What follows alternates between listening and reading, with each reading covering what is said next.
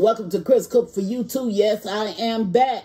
Now we're going to make a battered fried chicken. If you watched my earlier video, I did make a seasoned corn. Well, this is what I coupled that seasoned corn with. Try this recipe. You're going to enjoy it. Here I have some chicken tenders, which we know what they look like. It's just stripped chicken breast. I have that, and I have some wings down over in here, party-style wings. So I'm going to use this as my main part of my dinner. So to that, I'm going to season it with these seasonings. Now, you can use any seasonings that you want. Whatever is your preference, whatever you normally do, then that's what you do. But these are the ones that I'm going to be using for today. I'm going to use garlic powder, onion powder, salt, and pepper. Now, I will tell you this, since it's going to be a battered fried chicken, that's going to be a wet chicken, it is best if you add more salt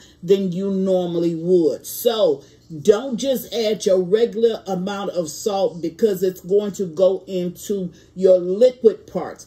Add more salt than you normally would. So if you're using a half a teaspoon, let's take it up to 3/4 of a teaspoon, or maybe up to a teaspoon, depending on how you like your salt. Now, I'm adding these to my dish, and I put them separate to my batter. I put them separate because you don't have to add it. You can get a very good fried chicken if you use salt, pepper, some garlic, and some onion powder. You can even leave off the onion powder and put that garlic powder in there, and your chicken is still going to be good. But if you want to go that extra step, then I'm going to add some paprika, thyme, and a little bit of cumin to this. This is what I'm going to add into my seasonings dish in order for me to make this delicious wet battered fried chicken. So now, here is what I'm going to use for the batter. Here I have 2 cups of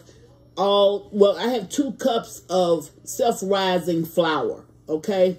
If you don't have self-rising flour, which is what I did today when I started to say all-purpose. If you don't have self-rising flour, then you can just go ahead, take your 2 cups of flour, add a teaspoon of baking powder to your flour mixture, and you got self-rising. That's all you need to do. Now, to that, I'm going to mix this up with some water.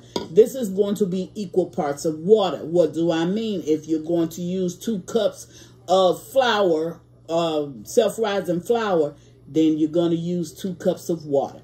You're going to mix this well together. Now, you can pre-season your chicken, but I can already tell you that if you season your chicken before you add the batter, what's going to happen? Your seasoning is going to all go off into the batter mix, and each one of these pieces is not going to be proportioned with seasoning like it needs to be. So what are we going to do to eliminate that? We're going to go ahead and we're going to mix our batter with the water. And then we're just going to pour it over the chicken. That's real simple. Now, this is going to take me a couple of minutes to mix up. And to that, I've already put my seasonings in a bowl. Now, as usual, your recipe will be in the description box. So I'll tell you exactly how much of each one of these seasonings you're going to need. But if you know what you normally use, then go ahead and use it. If you don't, then you can follow what I'm going to put down there. So I'm going to take my seasonings and I'm going to mix that up into my flour. Okay? So I'm just going to stir this. This is going to take me just a couple of minutes to get it all stirred up. And once I get it all stirred up, I'm going to bring it back. And then we're going to season up this chicken, take it over here, and we're going to fry it up. I'll be right back. Okay, now I'm back, and I mixed up everything just what you saw. And when you get a consistency just like this, see, it's pourable, that's exactly what you want, okay? So you're going to take this, and you're going to put it on your chicken. Now, you're going to allow your chicken to sit for like about 10 minutes. You don't need to do it, but we're going to do it. Just so this can marinate over into your chicken.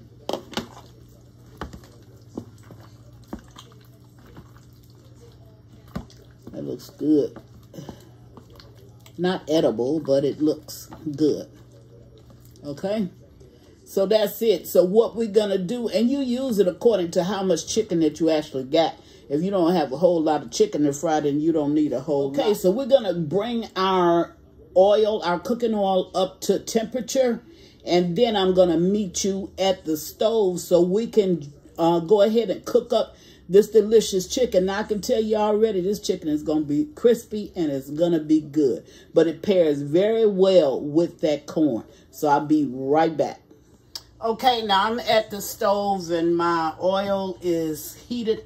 And I've already told you when frying chicken, listen for the rain sounds, okay?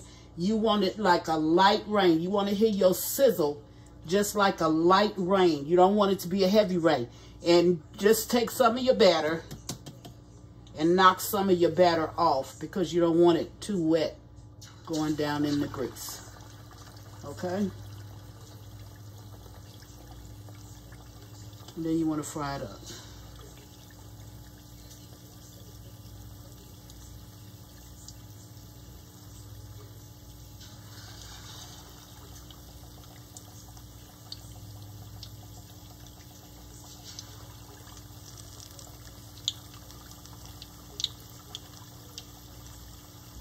Now you can hear it. I got my TV playing in the background and I got my air conditioner just popped back on. But you can hear it kind of frying up. But you don't want to fast cook it. You want to cook it just listening to the rain sounds. Listen for that. If you need to use a thermometer, then go ahead and use it. But I don't necessarily have to do that. I've been frying chicken for so long.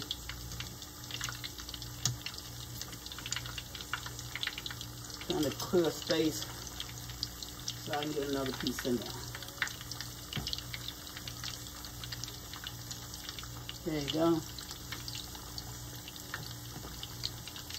Okay, this is going to take a few minutes, maybe about 8 to 10 minutes. So I'll bring you back, maybe not quite that long. I'll bring you back when it's time to just flip it a little bit, but let your chicken go ahead and fry it. If you can hear that rain sound, it's like a light rain sound. It's not heavy duty. So don't go in there and grease be popping everywhere. Just make sure that you hear a light rain sound. Or cook it like you normally fry your chicken. Whatever it is you normally do with your chicken to get it extra crispy, go ahead on and do it. And I'll bring you back as soon as I get ready to flip this open. Be right back. Alrighty, so I'm frying this chicken up. And you can hear the sound a little bit better when it comes to, like I said, just like a light rain. You can hear that frying up. And I can probably take a piece out. I mean, it don't really matter. Which, see how it's frying up? That's one of the chicken tenders that I've taken out. I don't see. Oh, there's a leg. I'm sorry, a wing, flat wing, really. But anyway, I just wanted to show you how this is actually frying up, and I've tasted it. This chicken is fantastic, I'm telling you. I think this is one that you're really going to enjoy. I'm going to finish frying up this little bit that I have left, and then I'll put together a plate, and I'll bring you back and show you what it looks like. Be right back. Okay, now I'm back, and all of the chicken is fried up, so let's just go ahead and get a plate over here. So we put down some chicken, and this is our buttery flavored. I'm gonna get a big and a small. There. And I'm gonna add probably one more piece of chicken just to fill out the plate. Okay, so there you have it. Chris is making battered fried chicken, and I'm making seasoned corn. Try this. I think that you're going to truly enjoy it. I think it's a meal that you will be making time and time again. And I can tell you, just from the taste that I've already had, this chicken is delicious. I mean, it is really lip-smacking, finger-licking good. Try it. And as always, thank you for watching. Chris Cook for you too. Bye.